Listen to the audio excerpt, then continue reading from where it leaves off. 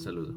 En esta oportunidad, los estudiantes de la carrera de Derecho Virtual de la Universidad Ibero, Arne Rodríguez, Jeffrey Beltrán, Jorge Eliezer Guzmán y Ailén Cuadros Turizo, hablaremos acerca de la escuela austríaca y sus ideas sobre democracia, crítica de la democracia, monarquía, defensa de la monarquía y la relación de esta con la propiedad privada.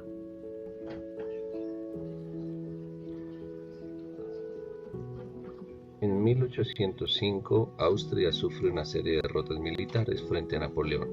El emperador Francisco abdica como emperador del Sacro Imperio Romano y se convierte en Francisco I de Austria. Pero las derrotas continúan y en 1809 surge un personaje clave, Clemens von Metternich, ministro de Relaciones Exteriores, quien junto a Francisco I impulsa un régimen de absolutista y represivo. En esta época se prohíbe imprimir la palabra Constitución y se reprime cualquier intento liberal. Para el emperador, el pueblo no existía, solo era visto como sus súbditos. En 1848 todo cambia.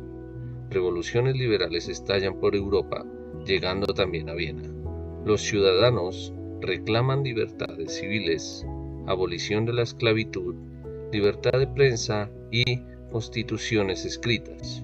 Metternich huye y se redacta una nueva constitución. Aunque la contrarrevolución regresa pronto, el impulso de cambio se mantiene con las reformas de 1867 y la creación del Imperio Austrohúngaro. Austria vive un momento único: constituciones, parlamentos, libertad de comercio y dinero sano. La democracia y el liberalismo florecen en el territorio que antes parecía ajeno a la libertad. La Universidad de Viena se convierte en símbolo de autonomía académica. El gobierno no podía intervenir en los contenidos ni nombrar profesores libremente. Incluso se permite a cualquier doctor enseñar si cumple ciertos requisitos. Es en este ambiente de libertad donde nace una de las corrientes más influyentes del pensamiento económico, la Escuela Austríaca de Economía. ¿Y cuál es su tesis sobre democracia?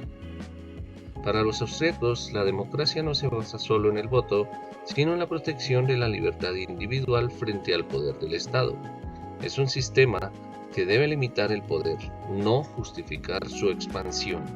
Desde su experiencia histórica, entendieron que la verdadera libertad no es otorgada por los gobiernos, sino protegida frente a ellos.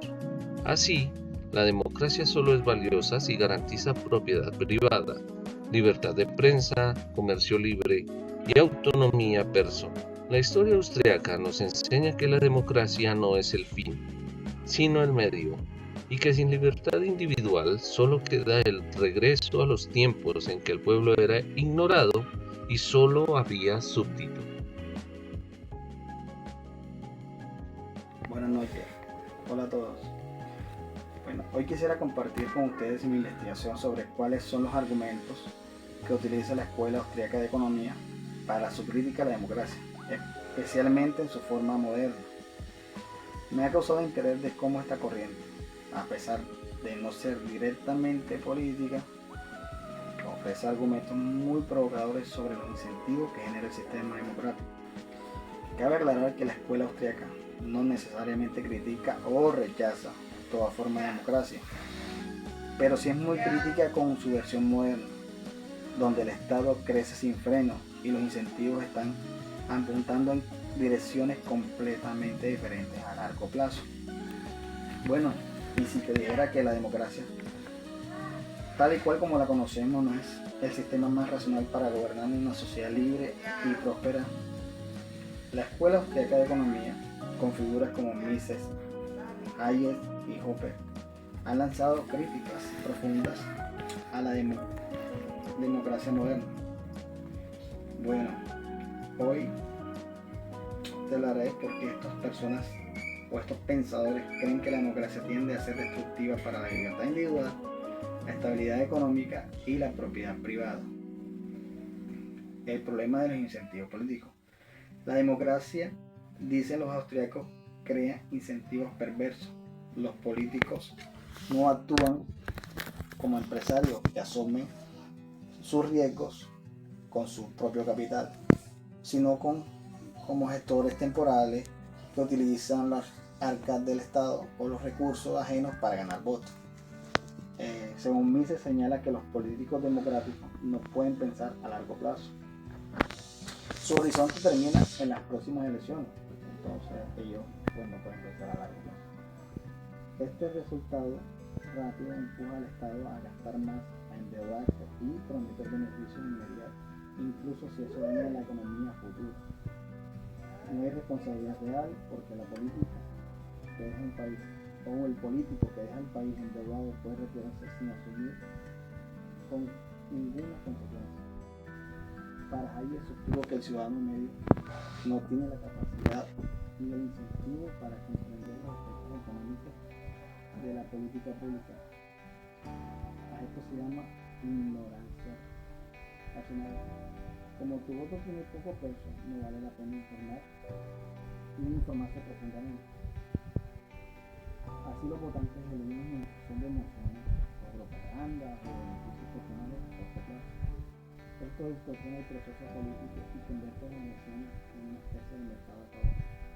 Mercado a favor a ti y tú me debes un Entonces, ¿por qué un rey hereda el país como si fuera una propiedad? Un incentivo para recuperar el capital del Estado a la riqueza y no destruirlo. En cambio, los políticos democráticos son como adversarios temporales que buscan extraer el máximo beneficio durante su mandato, sin preocuparse por el futuro del país. Esto lleva a lo que Popper llama como consumo político destructivo, donde el Estado se convierte en una fuente de saqueo legalizado. La democracia no es la culminación de la civilización, sino una regresión hacia el saqueo institucional, según Popper. Para la escuela austríaca, la propiedad privada es la base de la civilización. Sin embargo, tiene a originar el derecho de vida y así pueden votar para decidir. Muchos argumentos que la democracia tiene al que tenemos cuando el Estado se convierte en un instrumento de regulación y no de protección. Bajo esta lógica, el sistema democrático no garantiza la libertad. De hecho, puede convertirse en una dictadura de la mayoría, donde los derechos individuales quedan subordinados a los derechos colectivos. En conclusión, la crítica de la escuela austríaca a la democracia no es un llamado al autoritarismo, sino una advertencia. Cuando el sistema democrático se divorcia de los principios de responsabilidad individual, propiedad privada y libertad económica, puede volverse autodestructivo. Bueno, muchas gracias. Eso ha sido todo sobre los argumentos que utiliza la Escuela Austríaca de Economía para su crítica a la democracia. Hola a todos, bienvenidos. Voy a hacer una corta intervención sobre la Escuela Austríaca de Economía y la visión que esta escuela tiene sobre la monarquía, específicamente refiriéndonos a cuál es como la tesis que la Escuela Austríaca de Economía tiene acerca de la monarquía. La Escuela Austríaca de Economía fue fundada por Karl Menger en 1871 y es una corriente de pensamiento económico que enfatiza el papel del mercado libre, la propiedad privada y la acción humana como elementos fundamentales para el desarrollo económico, siempre con un enfoque de individualismo metodológico y con un enfoque basado en la teoría subjetiva del valor. En cuanto a la monarquía, algunos economistas de esta escuela o corriente han abordado el tema siempre desde una perspectiva como comparativa, contextualizándola y analizando sus incentivos, sus consecuencias, o sea, sus cosas buenas, sus cosas malas, en fin.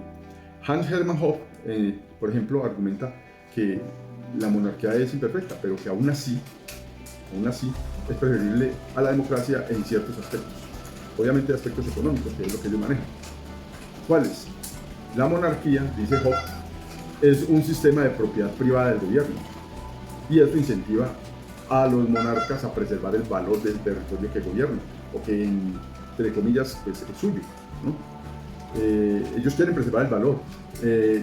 En contraste, las democracias es la llegada de un gobernante por un tiempo muy corto, 4 años en nuestro caso, por ejemplo en Colombia, y tienen la tendencia como a explotar los recursos a corto plazo. Hobbes también sostiene que la democracia ha llevado a una mayor centralización del poder y a una erosión de la propiedad privada. En una monarquía el gobernante tiene un interés personal en la prosperidad del país. Es él, es su familia, es su círculo más cerrado y todos quieren cuidar su gallinita de los huevos de oro, por decirlo de una manera coloquial, ¿no? Y eso genera políticas económicas más sostenibles, mientras que en una democracia los políticos, pues, sus incentivos son gastar dinero a corto plazo para ganar elecciones, generar adeptos a corto plazo, y eso lleva a déficits y a crisis económicas, como la que estamos viendo precisamente en este momento en Colombia. Hoy es 29 de mayo, ayer firmaron un decreto para cobrarnos unos impuestos como a futuro, impuestos que todavía no se han generado, pero que no los van a cobrar, todo debido a que algún tipo de crisis o problema económico en el que está el país. En la misma escuela austríaca de economía, Ludwig van Mises y Friedrich Hayek, dos de los economistas más influyentes de esta escuela, han sido críticos con los sistemas autoritarios. Ellos sí dicen que no tanto. Defienden la democracia como un mecanismo de autodeterminación y secesión. Argumentan que los ciudadanos deben tener la libertad de abandonar un Estado si así lo desean. Hayek, por su parte, veía la democracia como un sistema imperfecto, pero necesario para evitar la centralización y el autoritarismo.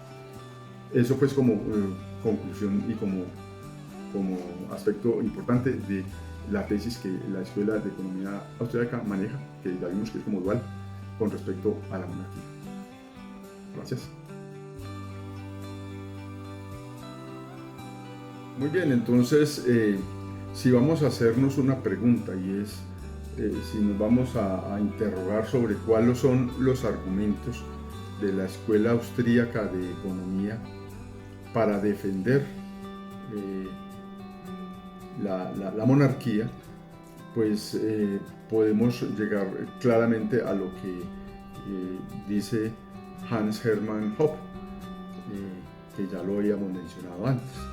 Son 4 puntos claves que él menciona así de forma resumida. El primero son los incentivos a largo plazo, de lo que ya hablamos, ¿no? En la monarquía el gobernante tiene un interés personalizado prácticamente en defender la propiedad del país, porque la considera propia, la considera de su familia, ¿sí? De su estirpe, de un grupo pequeño ahí, ellos la tienen que cuidar. Entonces eso es hereditario, entonces eso los motiva a tomar decisiones económicas que preserven el capital, decisiones que vayan en pro de la estabilidad del capital y del país. La segunda es una menor tendencia al gasto excesivo, por lo mismo, porque están gastando, digámoslo así, de su bolsillo, es su dinero. Entonces ellos, a diferencia de los políticos democráticos que buscan ganar elecciones y gastarse la plata del pueblo y hacer populismo para atraer votantes, y los monarcas no tienen ese incentivo, ellos no buscan eso. Ellos están ya ahí, es cuidar su país y cuidar lo que llamaríamos su propiedad. La tercera es una mayor estabilidad a nivel institucional, porque la monarquía, al no depender de ciclos electorales, se evita la volatilidad política y los cambios abruptos en las políticas económicas que puede tener el Estado. Y entonces se genera un entorno un poco más predecible para el futuro, para el desarrollo económico, para ellos mismos. Y como cuarto punto, se reducen los conflictos distributivos. En una democracia, los grupos de interés compiten, pelean por los recursos del Estado, y eso lleva siempre a una expansión del gobierno y a una mayor intervención de la economía, mientras que en una monarquía los gobernantes o el gobernante, el monarca, no necesita negociar constantemente con diferentes tendencias o facciones políticas. Ellos toman sus decisiones y punto. Esas serían las 4 razones entonces, o los 4 argumentos con que se defiende desde la Escuela Austríaca de Economía a la monarquía. Incentivos de largo plazo, menor tendencia al gasto excesivo, mayor estabilidad de las instituciones y la reducción de los conflictos redistributivos. Muchas gracias.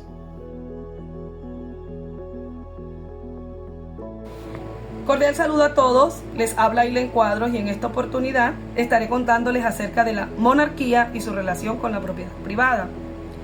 La monarquía es una forma de gobierno en la que el poder supremo reside en un monarca. Este cargo es heredado y sus principales características son la concentración del poder en una familia o linaje, la legitimidad basada en la tradición y la existencia de instituciones que rodean a la figura del rey o reina, que en este caso son la corte y los consejeros. Por su parte, la propiedad privada se refiere al derecho exclusivo de un individuo o grupo sobre un bien o recurso. Sus características son la facultad de usar, transferir o vender la propiedad, la protección legal de esos derechos y la posibilidad de acumular riqueza. Ahora bien, durante la Edad Media y el Renacimiento, la relación entre monarquía y propiedad se manifestó en diferentes formas. La primera de ellas en el dominio absoluto del monarca, puesto que en las monarquías absolutas el rey consideraba que la tierra era suya por derecho divino y podía repartirlas, poseerlas o controlarlas a su voluntad. Otra característica es la nobleza y la propiedad, ya que los nobles estaban muy ligados a las monarquías y poseían grandes extensiones de tierra y recursos, consolidando su estatus social y poder económico en relación con la autoridad del monarca. El reino como propiedad es otra característica, pues muchos monarcas consideraban que su reino era su propiedad personal y que el pueblo simplemente residía en ello bajo su protección.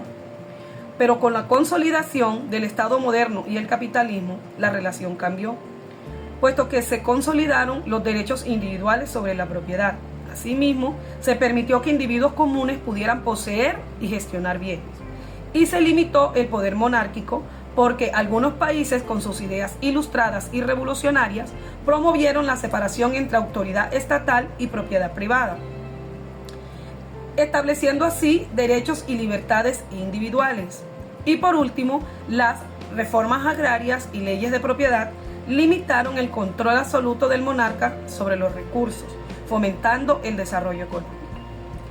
Esta relación entre monarquía y propiedad privada ha tenido profundas implicaciones, entre ellas la desigualdad social, pues la concentración de riquezas y recursos en manos de la monarquía y la nobleza generaba una estructura social jerárquica y profundamente desigual. La legitimación del poder, donde la propiedad privada, especialmente la tierra y en los recursos, eran una fuente de poder y legitimidad para los monarcas y la nobleza. Y los cambios en los sistemas de gobierno, pues la transición del feudalismo a estados modernos y la expansión de los derechos de propiedad fueron claves en la disminución del poder absoluto monárquico. En conclusión, la monarquía y la propiedad privada están profundamente vinculadas en la historia social y política. La monarquía, especialmente en sus formas absolutas, ha estado frecuentemente ligada al control de la tierra y los recursos, fuentes principales de poder. Asimismo, con el avance del capitalismo se promovió la individualización de la propiedad privada y la limitación del poder monárquico, dando paso así a sistemas más democráticos y económicos, basados en derechos individuales.